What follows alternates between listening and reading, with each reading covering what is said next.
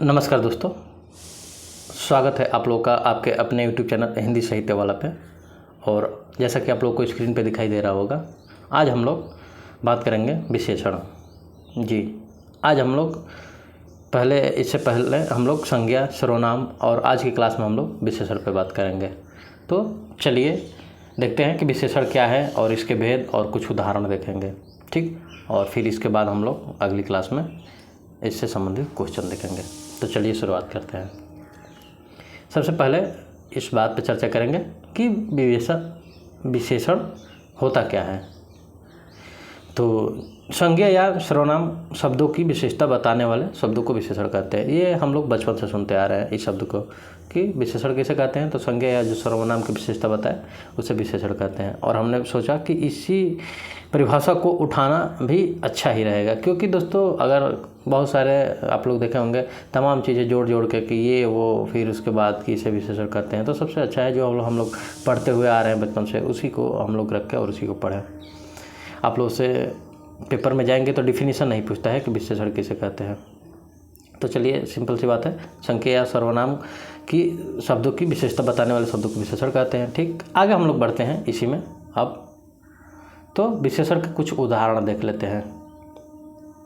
जैसे देखिए विशेषण के उदाहरण, जैसे सविता बहुत सुंदर लड़की है, शंकर बहुत मेहनती कार्य करता है, जयपुर स्वच्छ शहर है और महेश बुरा लड़का है, उसके पास 20 पुस्तकें हैं। ये रहा दोस्तों कुछ इससे उदाहरण।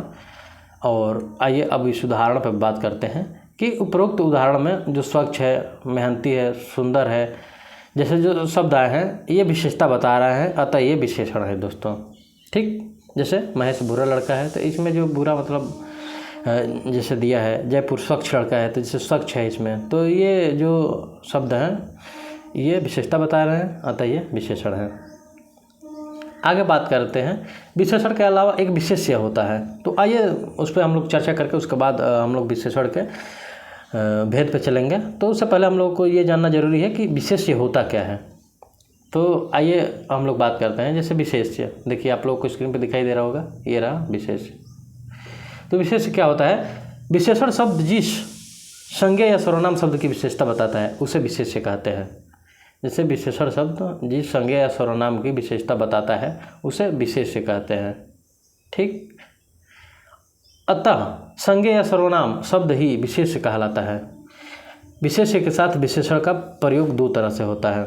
देखिए यहाँ पे एक चीज़ और नया आ गया, विशेष्य के साथ विशेषण का प्रयोग दो तरह से होता है। तो आइए हम लोग वो दोनों तरह का देखने की कोशिश करेंगे। तो सबसे पहला जो आएगा कि संज्ञा के साथ विशेषण का प्रयोग एक संज्ञा के साथ होता है। तो आइए हम लोग जानते हैं कि संज्ञा के साथ प्रयुक्त होने पर इसे विशेष्य विशेषण कहते हैं। जब ये विशेषण संज्ञा के साथ प्रयुक्त होता है तो इसे विशेष्य विशेषण कहते हैं तथा इसका प्रयोग विशेष्य से पहले किया जाता है। और इस विशेषण का प्रयोग जो होता है उस विशेष्य से पहले होता है। इस पर उदाहरण हम लोग देखेंगे। और फिर अगला पहले दूसरा देख लीजिए, जो दूसरा तरह से प्रयोग होता है। तो जो दूसरा तरह है वो क्रिया के साथ में।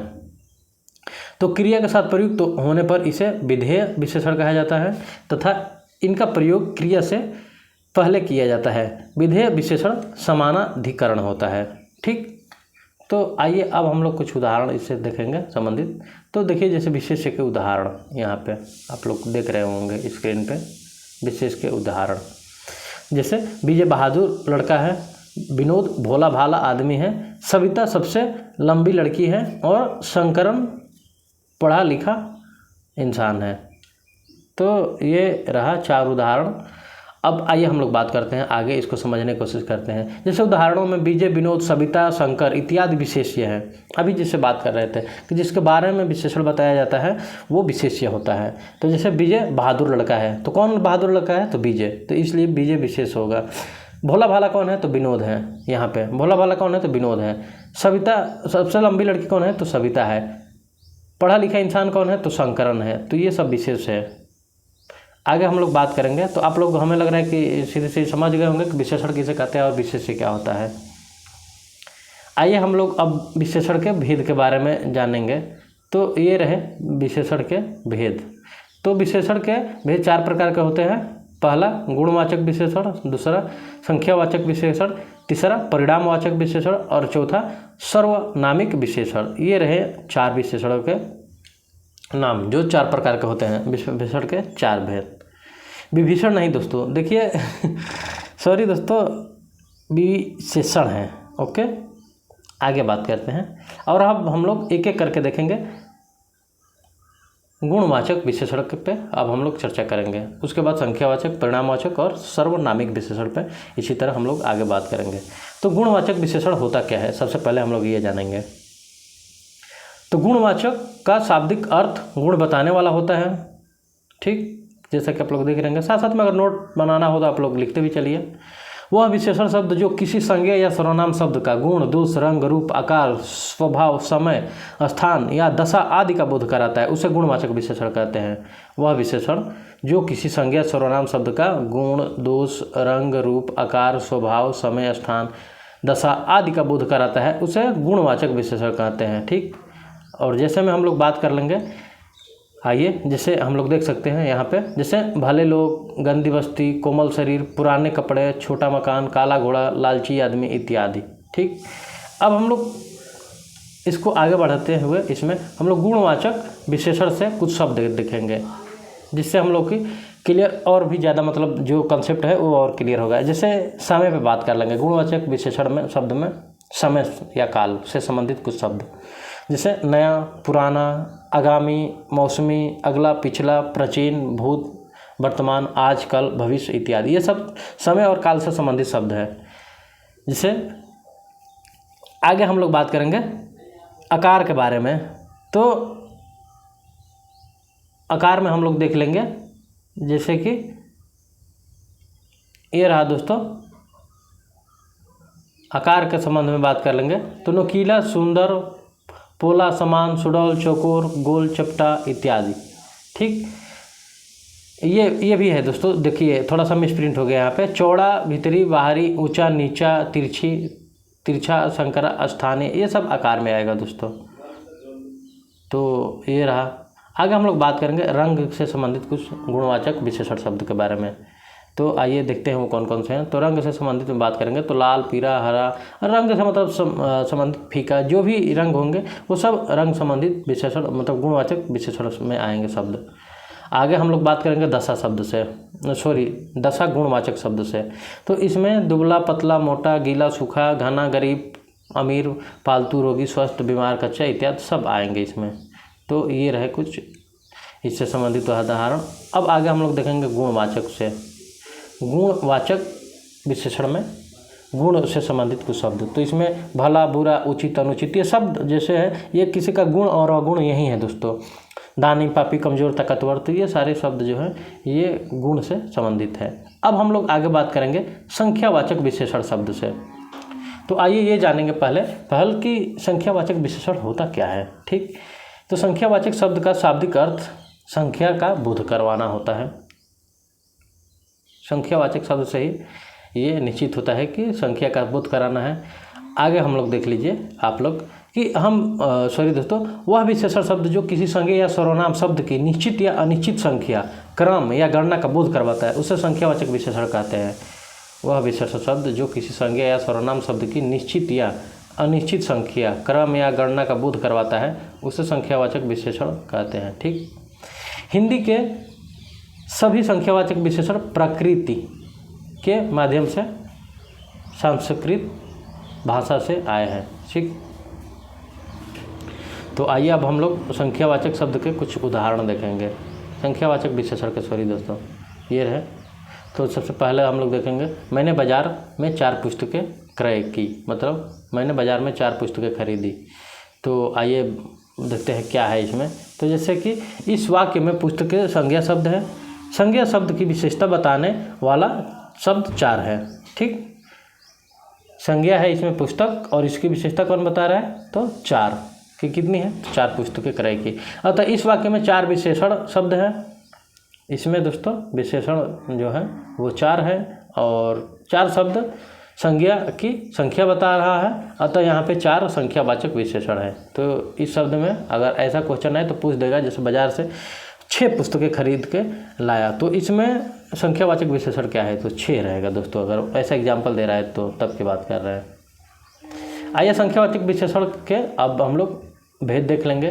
तो इसके 2 भेद होते हैं, एक निश्चित संख्यावाचक और एक अनिश्चित संख्यावाचक।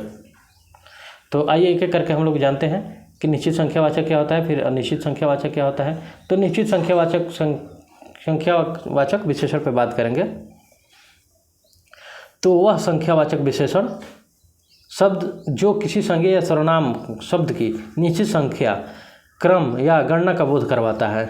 वह संख्यावाचक विशेषण शब्द जो किसी संज्ञा या सर्वनाम शब्द की निश्चित क्रम या गणना का बोध करवाता है, उसे निश्चित संख्यावाचक विशेषण कहते हैं। मतलब इसमें दोस्तों हम लोग को याद कर रखने वाली यही बात है, निश्चित क्रम या गणना का बोध करवाता है उसे निश्चित संख्यावाचक विशेषण कहते हैं। और जैसे में हम लोग देख लेंगे 3 कुर्सी 2 आम, रुकिए ऐसे अब हम लोग देखेंगे 3 कुर्सी 2 आम, 100 छात्र, दूसरा व्यक्ति, लड़की, तीनों लड़कियाँ आदि।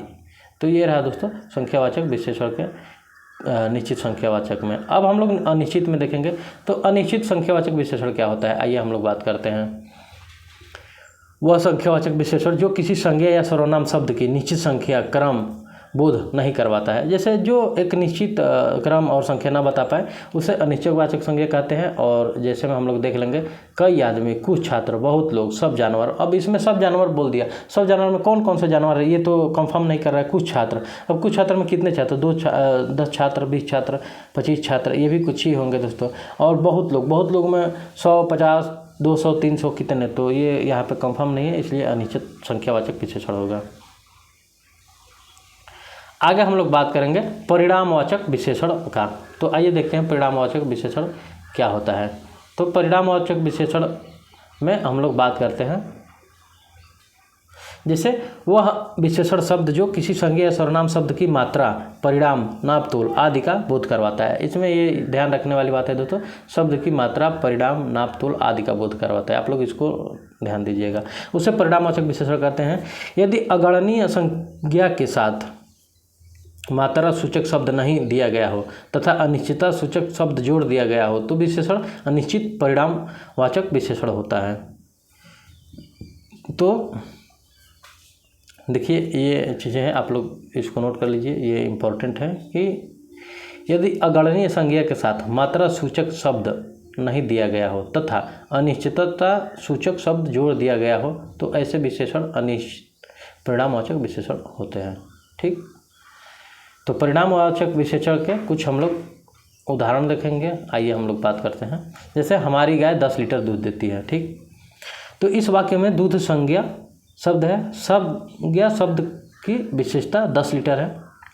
यहाँ 10 लीटर, यहाँ पे देखिए आप लोग, यहाँ 10 लीटर संज्ञा का परिणाम बता रहा है, अतः इस वाक्य में 10 लीटर परिणामवाचक संज्ञा होगा।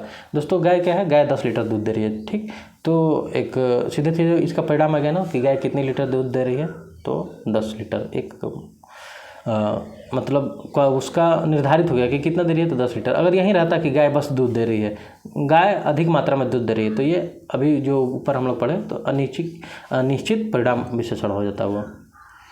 आगे हम लोग आइए देखते हैं परिणाम विशेषण के कुछ भेद। तो परिणाम विशेषण के 2 भेद होते हैं, पहला निश्चित और दूसरा अनिश्चित। चलिए एक एक करके हम लोग देखेंगे। तो निश्चित परिणाम विशेषण, ये दो रहा दोस्तों निश्चित परिणाम विशेषण। तो आइए हम लोग इसका डिफिनीशन देखते हैं। वह परिणामवाचक विशेषण शब्द जो किसी संज्ञा या सर्वनाम शब्द की निश्चित मात्रा, यही याद करने वाली शब्द है दोस्तों, शब्द की निश्चित मात्रा, परिणाम, नाप तोल आदि का बोध करवाता है, उसे निश्चित परिणामवाचक परिणामवाचक विशेषण कहते हैं। जैसे 3 किलो अनाज, 2 लीटर तेल और 4 मीटर कपड़ा आदि। इसमें निश्चित परिणामवाचक विशेषण में दोस्तों निश्चित रहेगा कि 2 लीटर, 1 लीटर, 4 लीटर, 5 लीटर, मतलब क्वांटिटी उसकी रहेगी जो वो निश्चित रहेगी। आगे हम लोग बात करेंगे निश्चित परिणामवाचक के उदाहरण। जैसे 7 लीटर तेल देना, ओलावृष्टि से 20,000 टन अनाज नष्ट हो गया और 3 किलो पनीर देना। तो दोस्तों इसमें अभी हम बता रहे थे जो कि इसमें निश्चित रहता है। अगला जो बात करेंगे तो हम लोग अनिश्चित परिणामवाचक विशेषण पे बात करेंगे कि अनिश्चित परिणामवाचक विशेषण होता क्या है।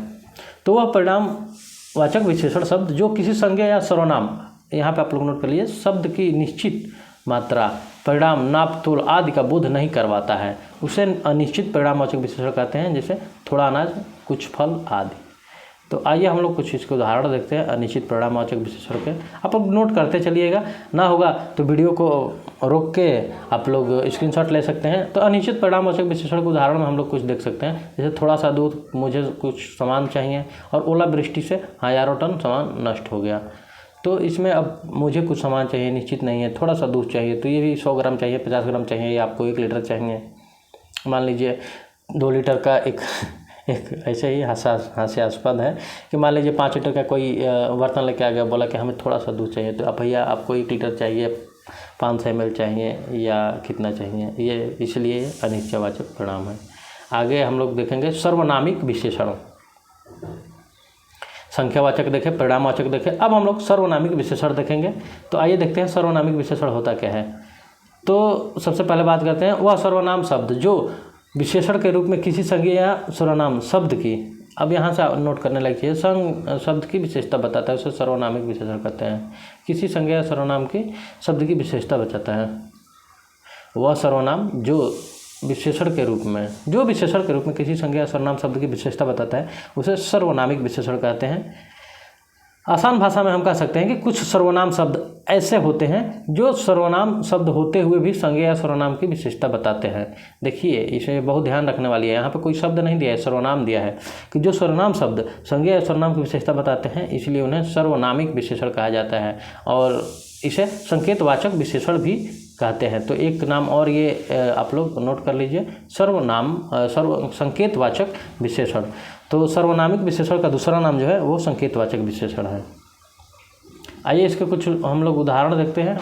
तो वह कौन आ रहा है, यह मेरा घर है, वह बालक पुस्तक पढ़ रहा है, जो बालक पढ़ते हैं वे सफल होते हैं, और कौन बालक जा रहा है।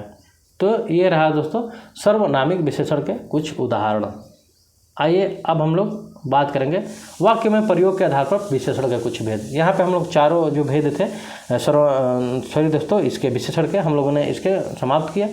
अब हम लोग बात करेंगे वाक्य के आधार पर कुछ विशेषण के भेद, प्रयोग के आधार पे, वाक्य में प्रयोग के आधार पे कि वाक्य में कैसे प्रयोग होते हैं, उनके आधार पे विशेषण के भेद के बारे में बात करेंगे। तो आइए देखते हैं। तो वाक्य में प्रयोग के आधार पर विशेषण के भेद। तो वाक्य में प्रयोग के आधार पर विशेषण के 2 भेद हैं, ठीक। पहला है उद्देश्य विशेषण और दूसरा है विधेय विशेषण। तो आइए एक एक करके हम लोग देखेंगे उद्देश्य विशेषण क्या होता है, विधेय विशेषण क्या होता है। तो सबसे पहले बात करते हैं हम लोग उद्देश्य विशेषण की। तो किसी वाक्य में उद्देश्य की विशेषता बताने वाले शब्द को उद्देश्य विशेषण कहते हैं। किसी वाक्य में उद्देश्य की विशेषता बताने वाले शब्द को उद्देश्य विशेषण कहते हैं। सिंपल सा जैसे नाम है जो उसी पे ये परिभाषा है। वाक्य में कर्ता का विस्तारक ही उद्देश्य विशेषण होता है। जो कर्ता का विस्तारक होता है वो उद्देश्य विशेषण होता है दोस्तों। यह वाक्य में सदैव कर्ता से पहले लिखा जाता है। और उद्देश्य विशेषण के हम लोग कुछ उदाहरण देख लेंगे। आइए देखिए, ये है। तो जैसे चालाक बालक भाग गया, कमज़ोर बालक हार गए, मैं हरी सब्जी अधिक खाता हूँ, वह एक पतला लड़का बैठा था, मुझे स्वादिष्ट भोजन पसंद है, ठीक। तो ये रहा उद्देश्य विशेषण के कुछ उदाहरण। आगे हम लोग बात करेंगे विधेय विशेषण। तो आइए ये देख लीजिए। किसी वाक्य में विधेय कर्म एवं क्रिया की विशेषता बताने वाले शब्द को विधेय विशेषण कहते हैं। बहुत सिंपल से शब्द में दोस्तों इसकी परिभाषा है कि किसी वाक्य में विधेय की विशेषता बताने वाले शब्द को विधेय विशेषण कहते हैं। वाक्य में कर्म या क्रिया का विस्तार ही विधेय विशेषण होता है। यह वाक्य में सदैव कर्ता के बाद होता है। विधेय विशेषण दोस्तों सदैव कर्ता के बाद होता है। आइए हम लोग इसको कुछ उदाहरण देखते हैं। तो उदाहरण से समझने की कोशिश करते हैं। जैसे कि शंकर होशियार है, सब्जी हरी है, वह लड़का मोटा था और भोजन बड़ा स्वादिष्ट है। तो ये रहा कुछ विधेय विशेषण। और ये देखिए, ये एक वाक्य था जिसमें इसमें कि यह वाक्य सदैव कर्ता के बाद होता है। तो जैसे शंकर होशियार है, सब्जी हरी है, लड़का क्या है तो मोटा है, भोजन बड़ा क्या है तो स्वादिष्ट है। तो ये रहा दोस्तों विधेय विशेषण का उदाहरण। तो यहाँ पे दोस्तों विशेषण से संबंधित जो उसके उदाहरण, उसकी परिभाषा और फिर ये प्रयोग के आधार पे कैसे कितने भेद होते हैं, इसको हम लोगों ने देखा। अगली क्लास में हम लोग विशेषण से संबंधित 150 जैसे भी होगा हम लोग कुछ क्वेश्चन इसे सॉल्व करेंगे और फिर उसके बाद हम लोग क्लास को कंटिन्यू रखेंगे। तो दोस्तों आज की क्लास यहीं पर समाप्त करते हैं। आप लोगों को क्लास अच्छी लगी हो तो चैनल को लाइक सब्सक्राइब कीजिए और अपने दोस्तों को भी करवाइए दोस्तों सब्सक्राइब, और ऐसे ही सहयोग बनाए रहिए दोस्तों। तो मिलते हैं आप लोग से अगली क्लास में एक इससे विषय से संबंधित कुछ महत्वपूर्ण प्रश्न सॉल्व करते हुए। तब तक के लिए दोस्तों धन्यवाद, थैंक यू।